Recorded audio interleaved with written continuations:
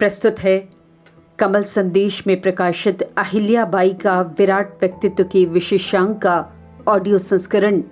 शीर्षक है अहिल्या बाई होलकर, न्यायपूर्ण शासन और समावेशी विकास की प्रेरणा स्रोत।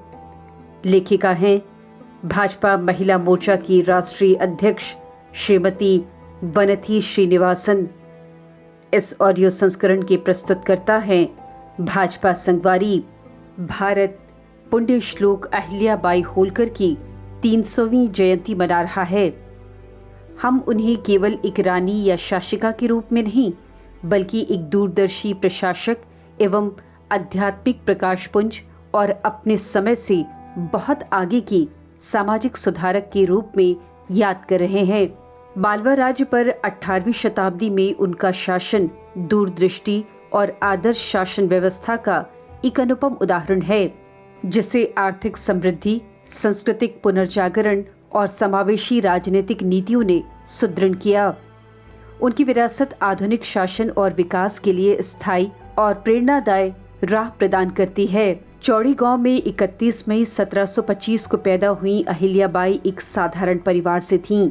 एक ऐसे जमाने में जब महिलाओं की भूमिका मुख्यतः घरेलू जीवन तक सीमित थी, अहिल्या बाई की किस्मत उस समय नाटकीय रूप से बदल गई, जब मराठा संघ के अंतर्गत मालवा के सूबेदार मल्हार राव होलकर ने उनकी प्रतिभा को पहचाना और उनका विवाह अपने पुत्र खंडेराव होलकर से करवा दिया। उन्हें बहुत जल्दी परेशानियों ने घेर लिया और 1754 में कुंभेर के युद्ध के दौरान उनके पति खंडेराव का निधन हो गया और 1766 में उनके ससुर मल्हार राव का भी देहांत हो गया।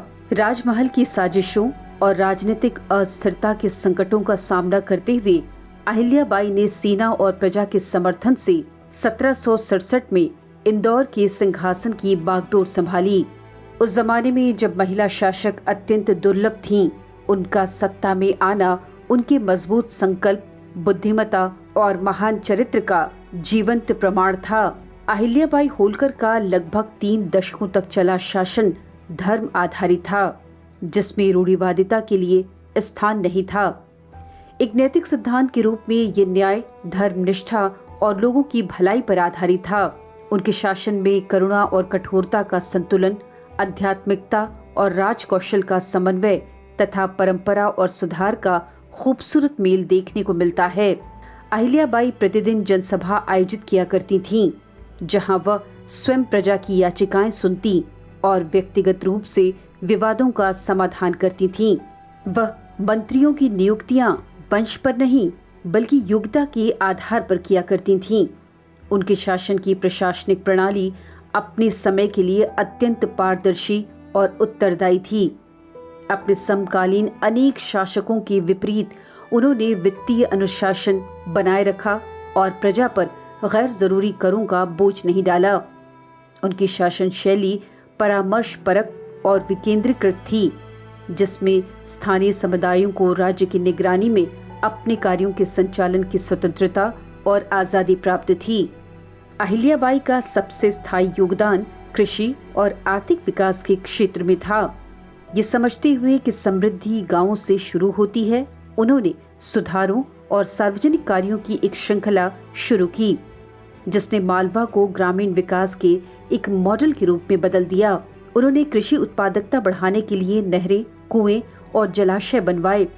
उनकी नीतियों ने मुख्य खाद्यान्नों के साथ साथ नकदी फसलों की खेती को भी काफी प्रोत्साहित किया, जिससे आत्मनिर्भरता के साथ साथ व्यापार के लिए अधिशेष भी सुनिश्चित हो गया। उनके नेतृत्व में इंदौर एक बेहतरीन व्यापार केंद्र के रूप में उभरा। उन्होंने व्यापार मार्गों की सुरक्षा सुनिश्चित की, बाजारों की स्थापना की और हस्तशिल्प, वस्त्र और अन्य लघु उद्योगों को प्रोत्साहित किया। उनकी कम कर नीति ने गुजरात और पंजाब तक के व्यापारियों को आकर्षित किया। यात्रा और वाणिज्य को सुविधाजनक बनाने के लिए सड़कें, धर्मशालाएं और कारवां सराय का निर्माण किया, जो युद्धग्रस्त 18वीं सदी के भारत में बड़ी मुश्किल बात थी। अहिल्या बाई के शासनकाल का सबसे उल्लेखनीय पहलू सामाजिक न्याय के प्रति उनका दृष्टिकोण था। उन्होंने रूढ़िवादिता को चुनौती दी और हाशिए पर पड़े समुदायों, खास तौर पर महिलाओं के कल्याण को बढ़ावा दिया। उन्होंने विधवा पुनर्विवाह का समर्थन किया और सती प्रथा का विरोध किया। हालांकि उन्होंने अपने पति को जल्दी खो दिया था। उन्होंने सती न होकर एक व्यक्तिगत उदाहरण भी स्थापित किया और बाद में दूसरों को ऐसा करने से रोका। जबकि भारत के उत्तर पश्चिम से आक्रमणकारियों के प्रभाव के कारण 18वीं सदी के उपमहाद्वीप में लैंगिक समानता की अवधारणा अपरिचित थी। अहिल्याबाई ने महिलाओं की विरासती अधिकारों की हिफाजत की, उनकी सुरक्षा यकीनी बनाने और मंदिर विद्यालयों में शिक्षा तक उनकी पहुंच को बढ़ावा दिया। उनका दान केवल शाही उदारता नहीं था, ये जरूरत, योग्यता और उपयोगिता के सिद्धांतों से प्रेरित था। वे राज्य अनुदानों के माध्यम से गरीब विद्वानों, अनाथों और विकलांगों का समर्थन किया करती थीं, लेकिन उचित जांच पड़ताल पर जोर भी देती थीं। विशेष रूप से महिलाओं के संदर्भ में अहिल्याबाई होलकर का शासनकाल सहानुभूति, समानता और सशक्तिकरण पर आधारित शासन का एक बेहतरीन उदाहरण है। ऐसे समय में जब महिलाओं की भूमिका सामाजिक रूप से सीमित थी, उन्होंने ऐसा महिला केंद्रित विकास मॉडल प्रस्तुत किया जो गरिमा, अधिकारों और आत्मनिर्भरता को बढ़ावा दिया। उन्होंने अपने समय की दमनकारी प्रथाओं को खारिज कर दिया और उनके प्रशासन ने विधवाओं और अनाथ लड़कियों को आर्थिक और सामाजिक सुरक्षा प्रदान की। मंदिर आधारित शिक्षण केंद्रों के माध्यम से महिलाओं को शिक्षा प्राप्त करने के लिए प्रोत्साहित किया गया, जो 18वीं शताब्दी के भारत में जबरदस्त क्रांतिकारी कदम हुआ था। उनका संरक्षण महिला शिल्पकारों तक भी विस्तृत था, जिससे परिवार स्तर तक आर्थिक आत्मनिर्भरता संभव हो सकी। अहिल्याबाई के विकास मॉडल में महिलाओं के विशेष प्रतीकात्मक सशक्तिकरण के स्थान पर उनके संरक्षण और उत्थान हेतु सहानुभूतिपूर्ण और सक्रिय राज्य हस्तक्षेप को प्राथमिकताएं दी गई थीं। हालांकि अहिल्याबाई को उनकी आध्यात्मिक और प्रशासनिक उपलब्धियों के लिए जाना जाता है, लेकिन वे सैन्य जिम्मेदारियों से भी अनभिज्ञ नहीं थीं। उन्होंने आक्रामक विजय अभियानों से परहेज किया, किंतु एक सुशिक्षित स्थायी सेना बनाए रखी, और जब उनके राज्य को खतरा हुआ तो उन्होंने साहस और निर्णायकता के साथ उसकी रक्षा की। उन्होंने विद्रोहों और बाहरी आक्रमणों को सफलतापूर्वक दबाया, खास तौर पर अपने शासन के दुश्मनों के हमलों से भी पीछे नहीं हटी और सीमावर्ती क्षेत्रों को स्थिर किया। तुकोजी राव होलकर जैसे उनके कमांडरों ने उनके राजनीतिक निर्देशों में काम किया और बिना किसी अनावश्यक रक्तपात के शांति बनाए रखी। अहिल्याबाई के सैन्य नेतृत्व में उनके वर्चस्व के बजाय रक्षा के मूल्य झलकते थे, जिससे उनके व्यापक विकास लक्ष्यों को समर्थन देने के लिए आंतरिक स्थिरता सुनिश्चित थी। उन्होंने ये साबित किया कि एक शासक दयालु और आज्ञाकारी दोनों हो सकता है, जिसमें अत्याचार के बिना शक्ति का समावेश हो।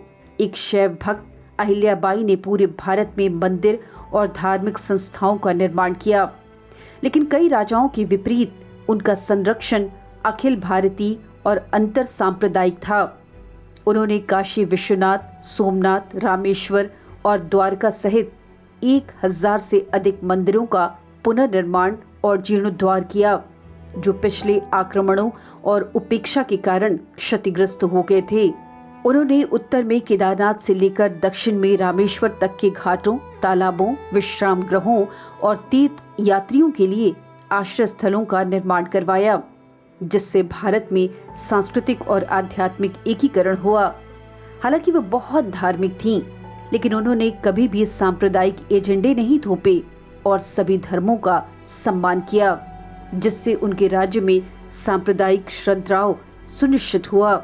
अहिल्याबाई की न्याय प्रणाली आधुनिक न्याय शास्त्र की प्रारंभिक अग्रदूत हुआ करती थीं। उनकी अदालतें जनता के लिए खुली थीं और फैसले तेजी से और निष्पक्ष रूप से दिए जाते थे। उन्होंने सत्य, समानता और करुणा पर जोर देते हुए आपराधिक और नागरिक प्रशासन के लिए नियमों को संहिताबद्ध किया। उन्होंने अधिकारियों के बीच भ्रष्टाचार को कड़ी कार्रवाई के साथ दंडित किया, लेकिन पश्चाताप का मौका भी दिया। भूमि, विरासत और संपत्ति से जुड़े विवादों का निपटारा राज्य के अपीलीय क्षेत्राधिकार के तहत ग्राम परिषदों में किया जाता था। आम लोगों, खासतौर पर किसानों और महिलाओं के लिए न्याय तक पहुंच उस युग के लिए असाधारण थी। आज भी ये नीचे से ऊपर तक कानूनी शासन का एक मॉडल हुआ करता है। एक आर्थिक इतिहासकार के दृष्टिकोण से अहिल्याबाई का शासन एक प्रोटो कल्याणकारी राज्य की तरह काम करता था, जिसमें राजस्व सृजन और कल्याण के बीच बराबर संतुलन होता था। उन्होंने मानव पूंजी में निवेश किया, वैदिक शिक्षा, आयुर्वेदिक केंद्रों और कारीगरी का बराबरी से समर्थन किया। उन्होंने बिना जमाखोरी के राजकोषीय विवेक का पालन किया। बजट अधिशेष का उपयोग व्यक्तिगत महलों के लिए न करके सामुदायिक संपत्ति बनाने के लिए किया। उनका विकास मॉडल वही था जिसे आज के अर्थशास्त्री समावेशी विकास कहते हैं, जिसमें संपत्ति का सृजन हो लेकिन उसका वितरण सार्वजनिक निवेश, कम असमानता और सामाजिक गतिशीलता के माध्यम से हो।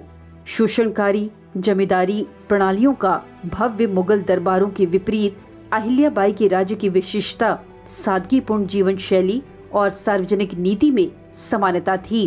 अहिल्याबाई ने वैभव के सिंहासन से नहीं बल्कि विनम्रता के आसन से नेतृत्व किया।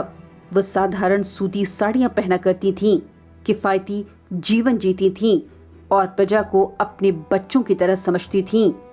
अपने मंत्रियों को लिखे पत्रों में उन्होंने सत्ता के नैतिक दायित्वों पर जोर दिया, जो कौटिल्य के अर्थशास्त्र की भावना को प्रतिबिंबित करता है और गांधीवादी नैतिकता की पूर्व सूचना देता है। अपने मंत्रियों को लिखे पत्रों में उन्होंने सत्ता के नैतिक दायित्वों पर जोर दिया, जो कौटिल्य के अर्थशास्त्र की याद दिलाता था और गांधीवादी नैतिकता की पूर्व सूचना देता है। उनका शासन क्षेत्रीय महत्वाकांक्षा या साम्राज्यवादी युद्धों से रहित था। वह बाहरी विस्तार की तुलना में आंतरिक एकीकरण, विजय के बजाय शांति में और वर्चस्व की तुलना में सेवा में यकीन रखती थीं। ये नैतिक नेतृत्व जो आध्यात्मिक विश्वास और लोकतांत्रिक स्वभाव पर आधारित था, इतिहास में दुर्लभ है और आज भी गहरा मार्गदर्शन प्रदान करता है। अहिल्याबाई का निधन 13 अगस्त 1795 को हुआ, लेकिन उनकी विरासत पत्थर, शास्त्र और आत्मा में आज भी अमर है। जिस इंदौर शहर को उन्होंने संवारा वह वाणिज्य, शिक्षा और संस्कृति का प्रमुख केंद्र बन गया। उनके वंशज 20वीं सदी तक शासन करते रहे, लेकिन कोई भी उनकी दूरदर्शिता का मुकाबला नहीं कर सका। भारत सरकार ने 1996 में उनके सम्मान में एक स्मारक सिक्का जारी किया और प्रधानमंत्री श्री नरेंद्र मोदी के नेतृत्व वाली सरकार आज भी उन्हें बेहतरीन शासन और महिलाओं के सशक्तिकरण की प्रतीक के रूप में सम्मानित करती है। यूनेस्को द्वारा मान्यता प्राप्त होलकर कालीन स्थापत्य और मंदिरों के शिलालेख अब भी उनके दूरगामी कार्यों की गवाही देते हैं। अहिल्याबाई होलकर ने राजधर्म के आदर्श को मूर्त रूप दिया, जो एक शासक का पवित्र कर्तव्य है कि वह लोगों की सेवा करे। उन्होंने शासन वर्चस्व स्थापित करने के लिए नहीं बल्कि लोगों को ऊपर उठाने के लिए, लोकप्रिय होने के लिए नहीं बल्कि धर्म, सेवा और न्याय के लिए शासन किया। उनका जीवन वैदांतिक ज्ञान और व्यवहारिक शासन, आध्यात्मिक भक्ति और प्रशासनिक प्रतिभा का एक दुर्लभ संगम है। जैसा कि हम 2025 में उनकी 300वीं जयंती मना रहे हैं, तो हमें न सिर्फ उनकी यादों का जश्न मनाना चाहिए बल्कि उनके सिद्धांतों को फिर से जीवित करना चाहिए, क्योंकि उनमें एक अत्यंत करुणामय, न्यायपूर्ण और सुदृढ़ समाज के बीज निहित हैं। पुण्य श्लोक अहिल्याबाई केवल एक रानी नहीं थीं, वे सुशासन की जननी थीं और आज भी हैं। अभी आप सुन रहे थे कमल संदेश में प्रकाशित अहिल्याबाई का विराट व्यक्तित्व के विशेषांक का ऑडियो संस्करण।